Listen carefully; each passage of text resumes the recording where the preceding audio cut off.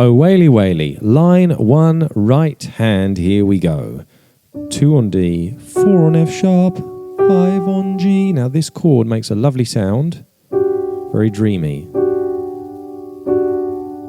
Then it changes. And then we go back to the same pattern.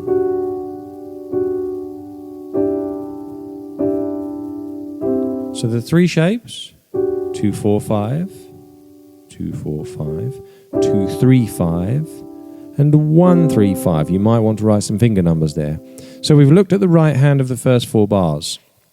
The melody is in the left hand. Starting on bar 2, it comes in after beat 2. So it's 1, 2, and 3, and 1. 2, and 3, and 1. 2, and 3, and 1. Now, the trickiest bit, actually, was the last note in the left hand on the E. I've just circled it because I just want to remind myself to make sure I do stretch my finger 4 there. So let's have a look at putting it together. Here we go.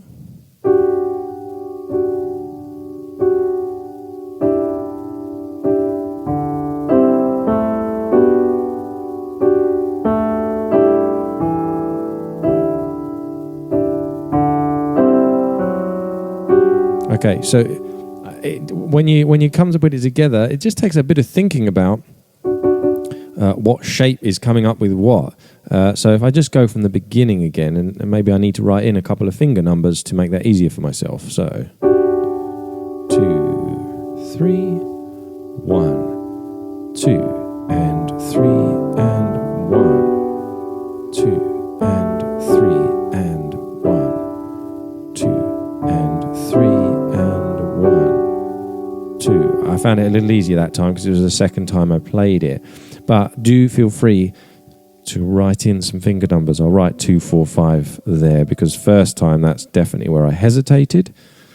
So let's now go from bar 5, having a look at bar 5. So the right hand is playing a chord we've already had.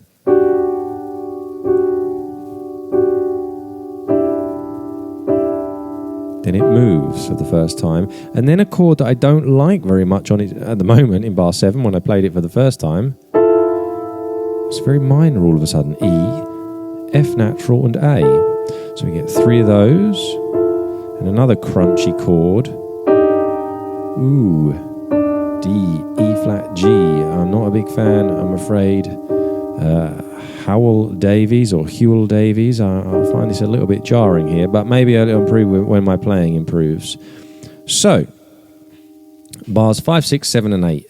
Here we go again. Let's just do the right hand. So we get 3 of these, same as the beginning. 2 more, then we move. Then, surprising chord, and another surprising chord. So, from bar 5 with the left hand, starting on the A. That's our melody there. So it's 1, 2, and 3.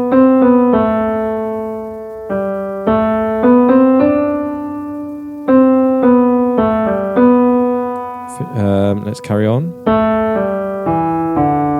So here, what did we end on? So I want to write something. I think I had a finger 3 on this B. I'm looking at bar 8, the beginning of bar 8. I'm writing finger 3 because the thumb goes under after, and I just always like to make sure I'm really clear in my head when the left hand changes. So let's just do that again, going from the A in bar 5. So after 2, 1, 2, and 3.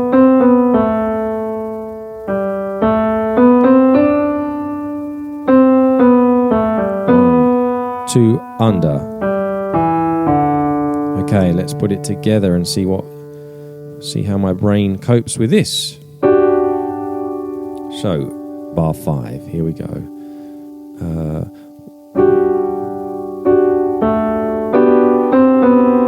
Okay, so I actually want to practice that again. You could see my hands were hesitant there. So let's just look at that again. D, F sharp, G, and 2 on G. So 1, 2, and 3. I've gone over with the wrong finger. I'm going to do it again. 1, 2, and 3. 1, 2, and 3. Now something's gone wrong there. So let's go again. Okay, it's just a case of ironing out the blips on these things. So we put it together. 1, 2, and 3. 1, 2, and 3. Strange chord. Strange chord. Okay, so the things that caught me out a little on this section. The first time I think I forgot to play finger 5. Is it 5? Yes, finger 5 on G. So I've just written it in. That definitely caught me out. There's probably some other little things. I'll play once more from bar 5. Here we go.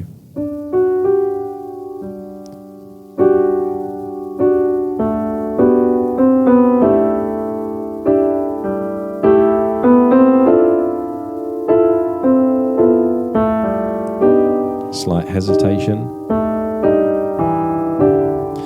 So one of the other things I sometimes like to do, so here we have these, bar 5 we have D, F sharp, G, and then only the middle note changes. So sometimes when it's only the middle note changes, rather than writing 2, 3, 5 here, I might just write for myself, it wouldn't mean much to anyone else, 3. And then the second time, 4, 2, 4, 5, I'll write finger 4. And then the second time we'll use finger 3. That's the only thing that changes from bar 5 to 6, because you've got 2, 4, 5, 2, 3, 5. And then when I can see that on the score, I find it easier to think about. So we're now picking up from bar 9 with the right hand.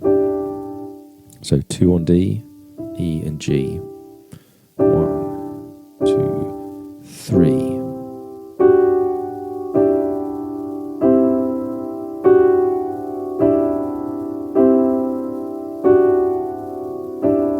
Well, the nice thing from bar 9 is that the right hand never moves again. You've just got to be very careful at looking at those chords to see which fingers you need to use. You always use finger 5, so that's something you don't need to think about. So you can focus your eyes on the bottom 2 notes of each chord, okay? Just look at the bottom of each chord so that you know what to change. Let's try it again.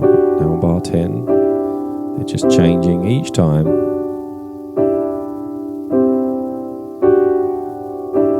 And now the left hand, so from bar 9, starting on a D. 2, 1, 2.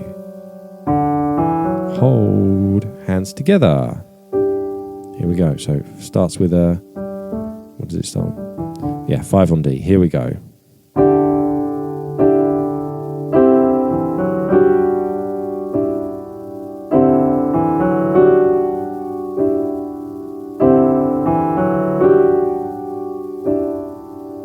And that's the end of Oh Waly Waly. Good luck with your practice on that one.